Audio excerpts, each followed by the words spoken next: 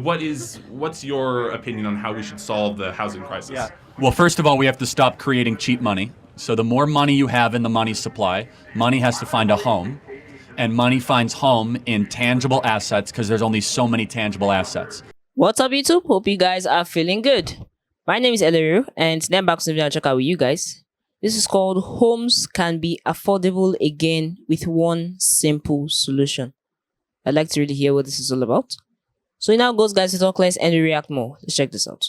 So I'm just wondering, since you were saying that housing is a problem for a lot of Americans, there's, as far as I've seen, there's kind of two right-wing housing policies, which is one, we should reduce, how do you say, we should reduce... Low income? Yeah. No, I'm saying you should reduce regulations on housing, allow more housing to be built, and two is sort of that we should do government-funded suburbia type stuffs. What's your opinion on how we should solve the housing crisis? Yeah. Well, first of all, we have to stop creating cheap money. So the more money you have in the money supply, money has to find a home. And money finds home in tangible assets because there's only so many tangible assets. So I'll prove it to you. This is why gold, silver, copper, the stock market, and homes are priced more, but they're actually not worth more than they were 4 years ago. So the price of it goes up more because we're creating $8 trillion every 4 years artificially and boosting the money supply. So we have to get federal spending under control, something that Republicans don't want to do and Democrats don't want to do. And the Federal Reserve is just intent on continually pumping in cheap money into the market. So that's number one. Number two, at least in Arizona, we have to take back federal land from the federal government and give it to states, and we have to try to build out horizontally and not as much vertically. So I don't know if that would be popular around here, but in Arizona especially, the federal government controls actually the majority of the state of Arizona. So do you have a thought on that?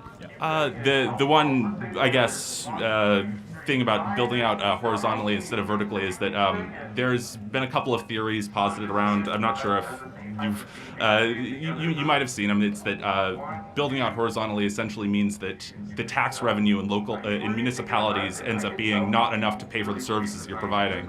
Yeah, it depends. Yeah, it depends on what community and what the income level is, right? And what your social service demand is. But I think we would all agree that there is a cost to hyper-urbanization.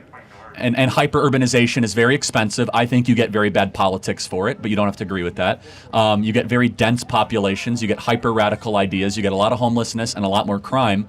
I think that every single person in this audience should be able to own property, have kids if they want, and get married if they want. Those things are increasingly out of reach for a generation. So it's not like, I don't think we have to overcomplicate the housing situation. I think we'd also agree on this, that if you are an asset manager with assets under management, with over $100 billion asset under management, you should not be able to buy single-family homes and rent them back to people. So that's a huge problem. Is Blackstone is coming in, purchasing single-family homes and renting them back. I think that's a huge problem.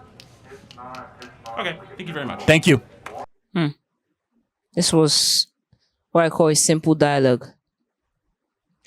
His question was basically about the housing problem in America, what Charlie feels could be a solution. And he said the first is for more value to be given to money.